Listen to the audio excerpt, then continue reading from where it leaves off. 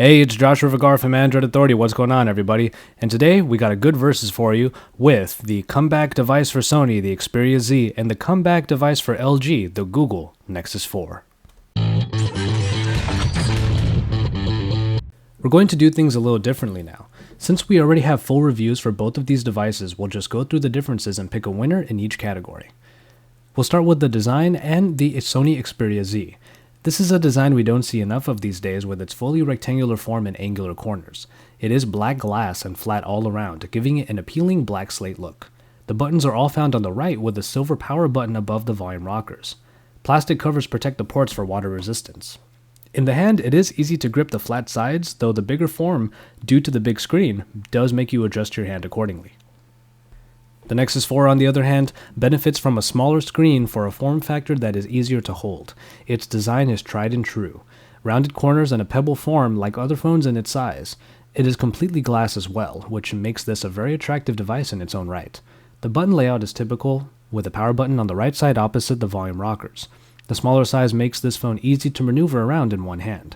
So in terms of straight design, the Xperia Z gets credit for successfully being different and beautiful, but it will yield a learning curve for those used to smaller screens, and for that reason it gets the design point, but the more accessible Nexus 4 gets the point for feel. This one is ultimately a tie. For screen and display, the Xperia Z could have the advantage with a 5-inch 1080p display with a very impressive 441 ppi pixel density. It is a very sharp screen with more than adequate brightness, but it is the viewing angles that suffer. At any which angle, the fidelity of the display suffers pretty greatly, which actually evens the playing field for the Nexus 4, which has the smaller 4.7-inch display at a lower 720p resolution and 318 ppi. It is a very good, bright, and vibrant performer with much better viewing angles. You can see here how the Xperia Z loses more fidelity at an angle than the Nexus 4, but I do get it. 5-inch 1080p displays are the future. The Xperia Z still has a very fun display despite those viewing angles, which actually don't bother me as much, and it is still a good example of this particular screen form factor. So, this one would also be a tie, because while the viewing angles are a bummer, the 1080p display is still a fun advantage over the Nexus 4's display. You would think that performance skews in favor of the newer Xperia Z, but that is only part of the story. This is because the Sony flagship has the same package found in the Nexus 4, the Qualcomm Snapdragon S4 Pro backed by an Adreno 320 GPU and 2GB of RAM. AnTuTu benchmark did show the Xperia Z breaking the 20,000 barrier while the Nexus 4 lands right below it, so perhaps the Xperia Z still has the edge. But with the same processor package, what you're looking at here is optimization and software for speed. So, this will technically be a tie in pure performance as well. Hardware is where the differences really begin, because the Xperia Z comes with 16GB of memory in the base model, twice that of the Nexus 4's base 8GB. Connectivity is largely the same for both, though an LTE version of the Xperia Z is available. However, the Nexus 4's unibody design doesn't allow for replaceable batteries or expandable memory, while one of the Xperia Z's many plastic flaps covers an SD card slot. While it might not have a replaceable battery, this one feature gives the Xperia Z the hardware point. Software might seem like a no-brainer for some, and they would mostly be right. The Google Nexus 4 has the advantage off the bat for having the newest version of Android, Jelly Bean 4.2.2. It also is backed by Google's update schedule, making it the guaranteed most updated smartphone. Its software is also the stock experience, which many people prefer. Sony's Xperia Z, on the other hand, is a little behind with Jelly Bean 4.1.2. It takes design elements from Ice Cream Sandwich, however, with dark tones accented by primary colors. The Xperia UI gets credit for bringing together the very nice ICS look with the updated Jelly Bean software like Google Now, and finally Sony's own additions like the small apps. Despite all of that effort, however, the Google Nexus 4 gets the edge for being the experience us Android purists pine over. Having Google's backing definitely makes the Nexus 4 one of the most appealing Android devices, so it gets this point. And then we move over to the camera. The Xperia Z might not have the most updated Android, but the 13-megapixel Exmor RS camera still has tricks up its sleeve.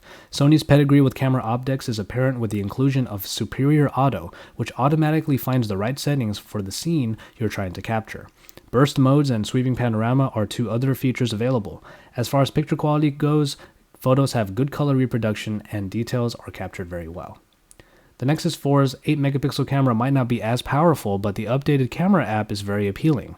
With a UI that takes advantage of touch and swipe features found on a smartphone display, the camera also has HDR and panorama features. Photosphere, however, is the main addition, 360-degree shots that are much like Street View video photos.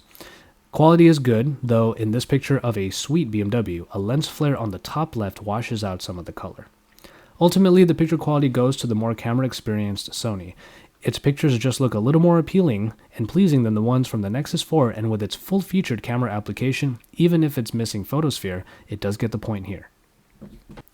And finally, we have usage and price. So far, these two devices are neck and neck, with the Xperia Z getting a small edge over the Nexus 4 after the camera comparison. But for the most part, the usage for both will largely be the same unless you're looking for something specific. Those who want the 5-inch 1080p display will love the Xperia Z, even if its viewing angles do suffer, but it's not the biggest deal to everyone. On the other hand, those unsure about the larger form factor can look to the Nexus 4 for the most updated and stock experience. Its screen is still more than capable, and its smaller size makes it more accessible. So it comes down to price. While the premium Xperia Z can be up to $800 for just the base 16GB model. For all it offers, many people can find this price worth it. On the other hand, the Nexus 4 gives about the same performance in a smaller form factor, and it comes in at only $299. That price, along with the software advantage, makes the Nexus 4 a tough one to beat. So while there have been ties throughout this, the final tally will go to the Google Nexus 4. Find what you want from both of these top performers in their respective sizes, and you will still be happy with the choice that you make though. Tell us what you think in the comments below. Do you think the Xperia Z should have blown the Nexus 4 away, or do you agree with the result? Let us know here, and then head on over to Android Authority for all the latest news and features, because we are your source for all things Android.